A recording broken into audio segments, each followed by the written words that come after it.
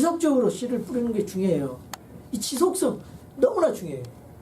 만나는 사람마다 얘기하고 또 하고 또 하고 지속적으로 지속성을 가지고 계속해서 할 때 하나님께서 뿌려주시는 거예요. 여러분 만나면 자꾸 예수님 얘기하고 복음 얘기하고 당신을 위해서 기도하고 있습니다. 당신의 건강을 위해서 기도하고 있습니다. 그리고 친절하게 대해주고 그러면은 주님의 사랑에 녹아져서 열매가 맺힌단 말이에요. 우리 이 목회도 마찬가지입니다. 목회 힘들다고 포기해버리면 안 돼요. 어디 목사님이 또 이번에 열심히 하더니 뉴저지에 저 아는 목사님이 그만뒀더라고요. 지속적으로 해야 돼. 지속적으로. 마라톤이기 때문에 중간에 그만두면 포기하면 안 돼요. 지속적으로 해야 돼. 하나님 말씀을 전하고 목회를 해야 됩니다. 그래서 우리가 영적인 농부란 말이에요. 우리가 열심히 전하면은 또 열심히 가르치면은 성령님의 열매가 나타나요. 예수 그리스도의 인격이 나타납니다. 우리 안에 성령님이 지배하면은 예수님의 인격이 나타나요. 여러분이 본을 보여주십시오. 여러분이 주님 앞에 흠없는 신부로서 믿음 안에서 흔들리지 않고 굳게 서서 주님의 인격을 닮아 여러분 자신도 훈련하고 사람들에게 보여주란 말이죠. 성령의 열매가 뭐죠?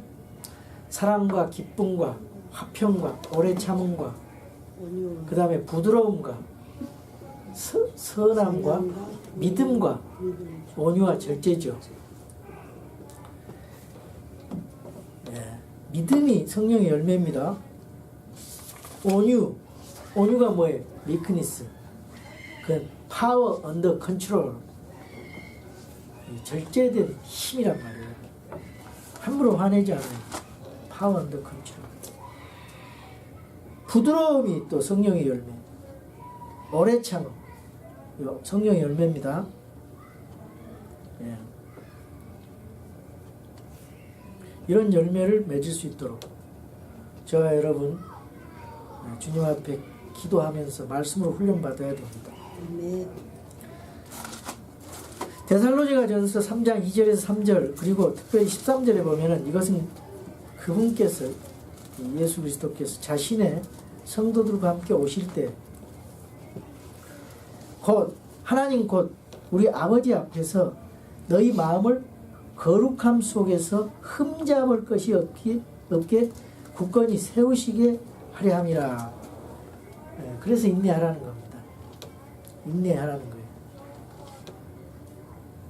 오래 참고 마음을 굳게 하라는 것입니다. 주님의 재림을 열심히 주의 일을 하면서 기다려야 됩니다. 제가 7절을 읽겠습니다. 그러므로 형제들아 주께서 오실 때까지 인내하라. 보라 농부가 땅에서 나는 귀한 열매를 바라고 이른 비와 늦은 비를 받을 때까지 오랫동안 그것을 위해 인내하느니라. 너희도 인내하고 너희 마음을 굳건히 하라. 주의 오심이 가까이 다가오고 있느니라. 그러면서 9절에 형제들아 서로 불평하지 말라. 왜 서로 불평하지 말라고 했을까요? 부정적인 비판은 또 원망과 불평은 앞으로 나아가는 데 방해가 됩니다. 그래서 우리가 건설적으로 긍정적으로 전진해야 돼요. 서로 협력해야 됩니다. 농부가 혼자 농사 짓기 어렵죠. 협력해서 같이 짓는 것처럼 주의 일은 함께 협력하는 사역입니다. 우리가 야고보서나 다른 성경 베드로 전후서 또 바울 서신을 보면은 주께서 가까이 있다는 거예요. 주께 가까이 계시느니라. 그 당시에 벌써 예수님께서 재림하시는 것을 그 당대에 재림하실 것을 그렇게 믿었어요. 그러니까 여기 성경 다 보면은 주님의 재림이 가까워 있기 때문에 그렇다. 그렇게 해야 된다. 심판하실 분의 임재가 가까이 왔기 때문에 그렇게 해야 된다. 이렇게 계속 말씀하고 있어요. 형제들아 서로 불평하지 말라. 그리하여야 너희가 정죄를 받지 아니하리라. 보라 심판자께서 문 앞에 서 계시느니라.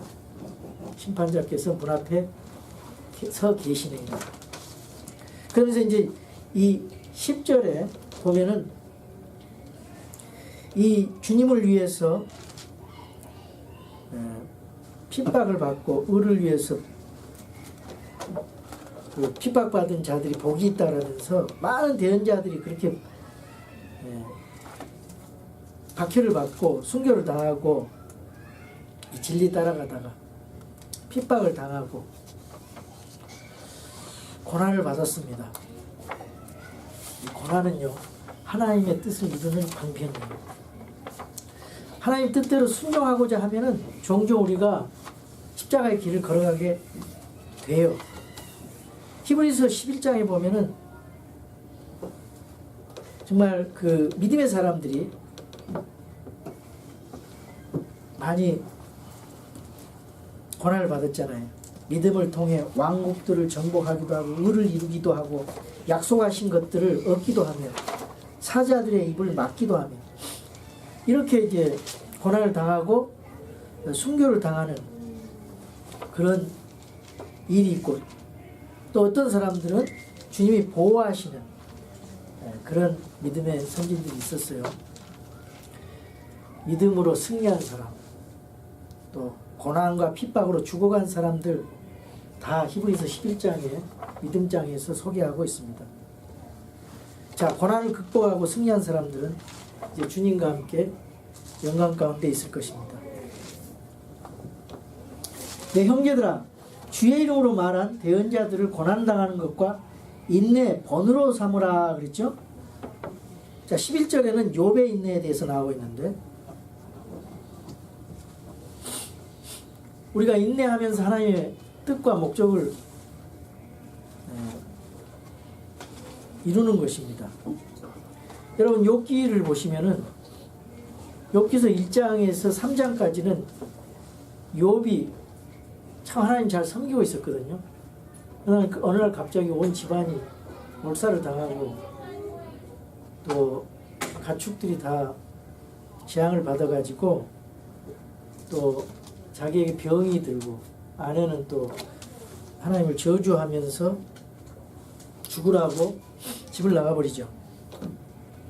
근데 그거에 대해서 또 4장에서 31장 세 친구가 욥을 비난하고 있어요. 그러니까 욥이 변호를 하죠.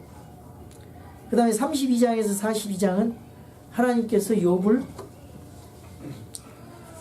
구해주시고 복을 주시는 그런 기록들이 나오고 있습니다. 욥을 크게 셋으로 구분하면 그래요. 그런 욥은 그러한 그 훈련을 통해서 고난을 통해서 인내를 배웠고 또 겸손하게 되고 고난받기 전보다 갑절의 복을 하나님께서 주셨습니다. 하나님을 신뢰하는 그 믿음이 승리를 가져다 준 것입니다. 그래서 욥은 그렇게 고백을 해요. 욥기서 13장 15절에 그분께서 나를 죽일지라도 나는 그분을 신뢰한다고 고백하고 있습니다. 욥이 잘못한 것도 없는데 고난을 당하는 그 표본이잖아요. 그래서 우리들에게 정금같이 단련된 그런 욥의 인격과 믿음을 성경은 보여주고 있습니다. 욥은 참 잘 인내를 했습니다. 모세도 참 온유하고 큰 위대한 사람이지만 모세는 참지 못해서 사람을 죽이고 반석을 2번이나 치는 잘못을 범했죠. 아브라함은 참지 못해서 이스마엘을 낳았어요. 그래서 비극의 씨앗이 됐죠. 베드로도 참지 못해서 칼을 빼들고 그 말고의 귀를 잘라버렸죠. 욥의 인내를 배우라 그 말입니다. 사도 바울은 참 여러 가지 고난 가운데서도 주의 복음을 증거했습니다. 근데 하나님께서 바울에게 주신 육체의 가시가 있었어요. 사탄의 가시. 그것을 위해서 3번 기도했지만은 내 은혜가 내게 족하다. 그렇게 함으로써 욥을 또 바울을 단련시키고 인내하게 하는 거예요. 그래서 바울은 겸손히 주를 의지하면서 주의 사역을 참 성취하는 그런 모습을 볼 수가 있습니다. 이방인의 사도로서 그 고난 가운데서도 바울이 얼마나 많은 먼 거리를 여행하고 많은 사람들에게 복음을 증거했습니까? 지위가 높은 사람들에게도, 왕에게도, 황제 앞에서도, 또 유대인들에게도, 가난한 사람들에게도 복음을 전하고 가는 곳마다 교회를 세워서 그렇게 할 수 있었던 것은 하나님 앞에 훈련을 받았어요. 인내 훈련. 그가 인내를 훈련받지 않았으면 그냥 화내고 그냥 모든 걸 금방 포기해버리죠. 하나님 앞에 훈련받아 놓으니까. 그래서 이 고난이 참 우리에게 약이 되고, 이 고난이 목적이 있어요. 근데 고난은 언젠가는 끝이 나요. 좋은 고난 뒤에는 또 영광이 있어요. 그렇기 때문에 고난 중에 원망하고 잘못을 범하면은 안 됩니다. 끝까지 인내하면서 이겨내야 돼요. 11절 보겠습니다. 보라, 참는 자들을 우리가 행복한 자로 여기나니 너희가 욥의 인내를 들었고 주께서 주신 결말을 보았거니와 주께서는 지극히 동정심이 많으시며 친절한 긍휼을 베푸는 분이시니라. 하나님께서 고난을 극복한 여러분들에게 긍휼로 베푸시는 것입니다.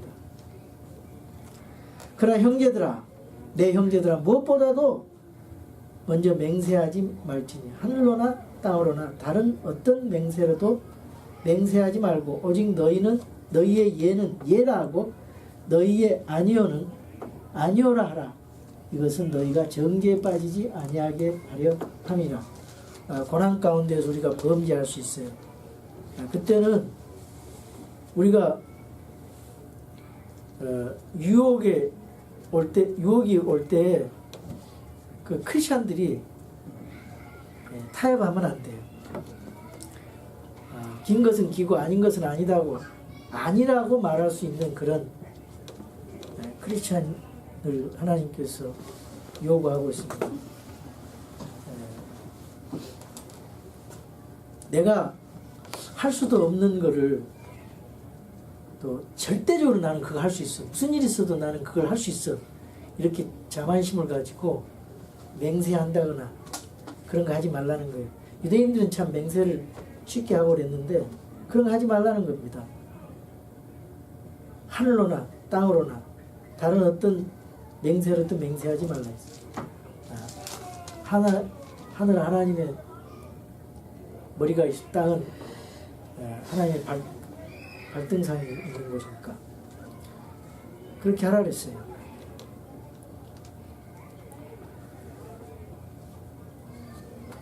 자, 그 다음에 이제 그 13절에서 20절까지는요, 믿음의 기도에 대해서 말씀하고 있는데요. 그 고난당하는 자를 위해서 기도하라고 그랬어요. 13절에. 그 다음에 병든 자를 위해서 기도하라고 14절에서 18절에 말씀하고 있고요. 또 19절에서 20절까지는 그 타락한 자들, 진리를 위해서 벗어난 자들을 위해서, 실족한 자들을 위해서 기도하라 그랬습니다. 고난을 당할 때 인내하면서 기도하라는 겁니다. 기도는 그리스도인의 특권입니다.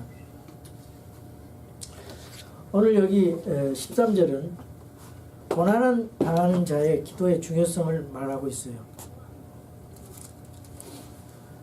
또 병든 자를 위한 기도, 진리를 떠난 자들 어떻게 우리가 바로 세울 수 있는가 20절까지 말씀하고 있는데, 특별히 이제 그 기도하면서 찬양하라는 겁니다. 아팠을 때 13절 보겠습니다. 너희 가운데 고난을 당하는 자가 있느냐 그는 기도할 것이요 즐거워하는 자가 있느냐 그는 시를 노래할지어다. 우리 찬송을 부르고 찬양하라 이 말이에요. 우리가 복음을 위해서 또 진리를 위해서 육체적으로 정신적으로 고난을 당할 수가 있습니다. 기도해야 된다고 말이에요. 고난을 어떻게 극복할 것인가에 대해서 지혜를 구하고 기도해야 됩니다. 우리의 그 생각은 고난을 당하게 되면 어째 이런 고난이 왔을까 하면서 하나님을 원망하고 부모 형제를 원망해요. 또 책임을 전가합니다. 그런데 우리 그리스도인들의 마음은 그래서는 안 되고 우리 하나님 앞에 기도를 해야 됩니다. 인내하면서 기도하면 하나님께서 그 상황을 제거해 주시거나 혹은 상황을 그대로 두고 그 상황을 극복할 수 있는 능력을 베풀어 주십니다. 여러분이 아픈다 할지라도 하나님이 혹시 여기 오늘 병든 자들을 많이 이름을 불러서 기도했는데 뭐 병이 안 나올 수도 있어요. 그러나 병이 있는 가운데서 또 내가 당장 내일 죽는다 할지라도 하나님의 말씀이 그 부활의 복음이 들어가면은 나는 어쨌든지 나는 부활해서 주님 만난다. 이런 그 확신을 가지고 살아갈 수가 있기 때문에 전혀 두려움이 없고 권능 있게 살아갈 수가 있어요.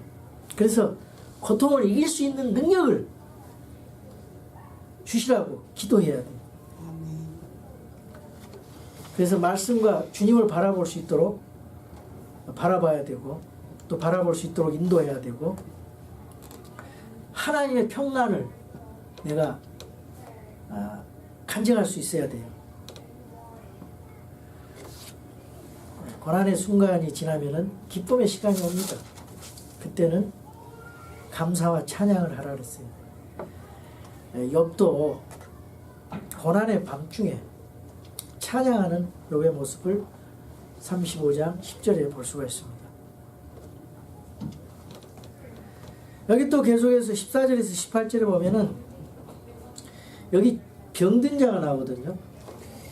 너희 가운데 병든 자가 있느냐 그는 교회 장로들을 부를 것이요 그들은 주의 이름으로 그에게 기름을 바르며 그를 위해 기도할지니라. 믿음의 기도는 병든 자를 구원하리니 주께서 그를 일으키시리라. 그가 죄를 범하였을지라도 그것들을 용서받으리라. 너희의 잘못들을 서로 고백하고 너희가 병고침을 받도록 서로를 위해 기도하라. 의로운 자의 효력 있고 뜨거운 기도는 많은 유익이 있느니라. 엘리야는 우리와 같이 동일한 성정의 지배를 받은 사람이로되 비가 오지 않기를 그가 간절히 기도하니 3년 6개월 동안이나 땅에 비가 오지 아니하였고 그가 다시 기도하니 하늘이 비를 주고 땅이 자기 열매를 내었느니라. 병든 자는 여기 경우에는 죄 때문에 병이 들 수가 있어요. 욥처럼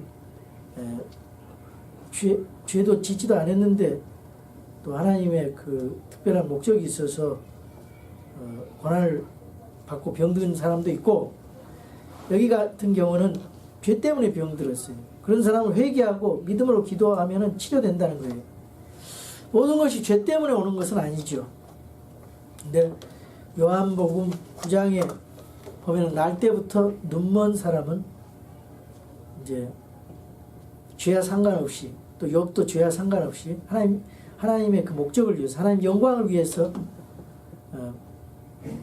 병이 오는 거예요. 나사로의 경우도 마찬가지죠. 하나님 영광을 위해서 나사로가 죽었어요. 마가복음 2장에서 마비병 환자가 나오는데 죄사함 받았죠. 죄의 문제로 병 걸리는 거예요. 죄 때문에 병이 들었어요.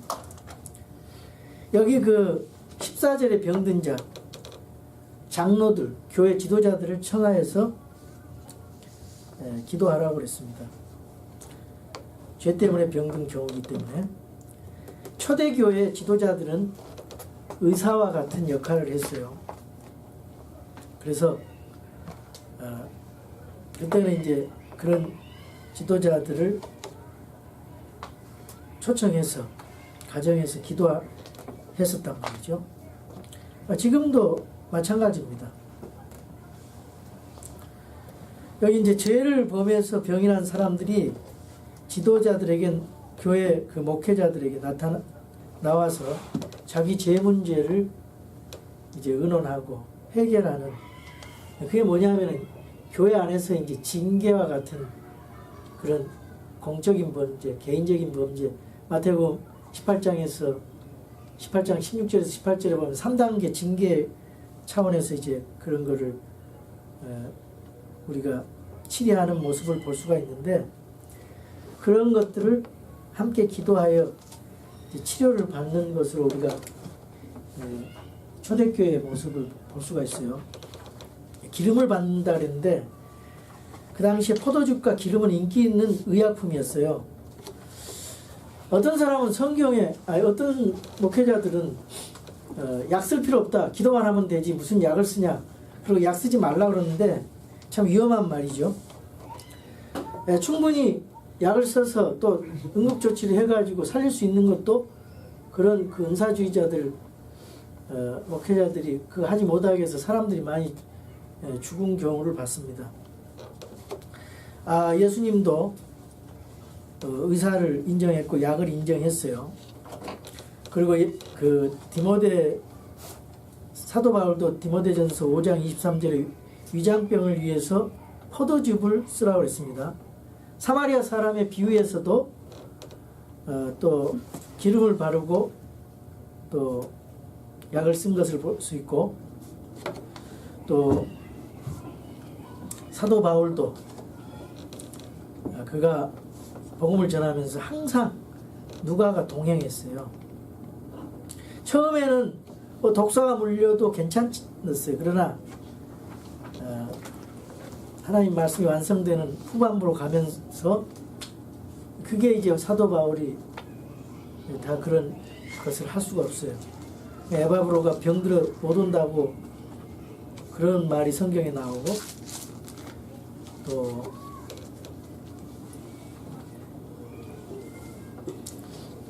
자기 자신의 병도 고치지 못하는 그런 것을 봤을 때 하나님께서 병을 고치시는 능력이 하나님이지만은 시대에 따라서 다르게 성경이 쓰여진 시대, 쓰기 전 시대하고 근사시대 시대하고 지금 성경 말씀이 완성된 시대가 다르게 하나님께서 역사하시구나, 그걸 깨달을 수 있습니다. 그렇지만은 여기 15절에 16절에 그 죄의 문제에 대해서 교회에 대해서 나쁜 영향을 주기 때문에 잘못을 고백하고 병 낫기를 위해서 기도하면은 병이 고침을 받을 수 있다, 그런 말씀이에요. 그래서 너희 잘못들을 서로 고백하고 너희가 병 고침을 받도록 서로를 위해 기도하라. 의로운 자의 효력 있는 뜨거운 기도는 많은 유익이 있느니라, 이렇게 말씀합니다. 기도할 때 우리가 자칫 잘못하면은, 자기 잘못을 드러내면은 그것을 약점으로 생각하고 시험에 들기 쉬워요. 프라이버시가 노출되기 때문에. 그런데 우리는 좀 성숙해야 됩니다. 상대방의 그런 약점을 알고도 이해하고 사랑으로 덮어주며 기도하는 것이 얼마나 아름다운 성숙한 모습입니까? 여기 또 이 믿음의 기도에 대해서 요한일서 5장 14절에서 15절에 보면, 믿음의 기도는 그분의 뜻대로 무엇이든지 구하면 그분께서 들으시고 기도 응답을 응답을 받고 청원한 것을 얻는다는 그런 확신의 말씀이 있어요. 요 요한일서 5장 14절 15절 이 말씀을 여러분 꼭 마음에 새기시기 바랍니다. 이것을 근거로 기도하시면 돼요. 여기 17절에 엘리야의 믿음의 기도가 나오고 있어요. 우리는 나 같은 사람도 하나님께서 기도하면 들어주실 수 있다. 이런 오픈된 마음으로 주님 앞에 기도해야 되고, 엘리야만 기도를 들어주는 것이 아니라 엘리야는 우리와 성경이 같은 사람이라 했어요. 그렇기 때문에 우리가 기도해도 하나님 들으신다는 것.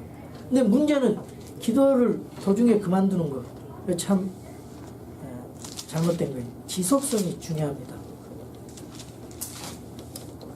우리는 기도할 때 하나님의 영광을 위해서 기도해야 되고 하나님의 뜻을 위해서 기도해야 되고 엘리야처럼 겸손하게 또 하나님을 신뢰하고 기도해야 돼요. 그리고 하나님과 올바른 관계 속에서 하나님의 이름을 위해서 영광을 위해서 시간을 정해서 규칙적으로 그리고 한 마음으로 합심해서 기도하는 그런 기도가 참 기도를 하는 것이 중요합니다. 우리 가운데 하나님께 대한 죄가 있다면 정욕이 있다면 그거 다 제거하고 기도를 해야 될 줄로 믿습니다. 그러면은 엘리야처럼 하늘을 열기도 하고 닫기도 한 그런 기도가 됩니다. 자, 19절에서 20절 형제들아 너희 중에 어떤 사람이 진리를 떠나 잘못하는데 누가 그를 돌아서게 하면 그 죄인을 그의 길에 잘못해서 돌아서게 하는 자가 한 혼을 사망에서 구원하며 허다한 죄를 덮을 것임을 그가 알게 할지니라. 이거는 이제 진리에서 벗어난 그런 사람들, 특히 이런 사람들은 사망에 이르는 죄에 해당돼서 그 화해를 해서 그 회복하게 하는, 징계에서 회복하는 그런 교회 안에서의 치리에 대한 부분에 대해서 말씀하고 있어요. 우리가 내 고난도, 형제의 고난도 돌아보면서 살펴봐야 됩니다. 지체이기 때문에 그들이 잘못하면은 회개할 수 있도록 이끌어줘야 되고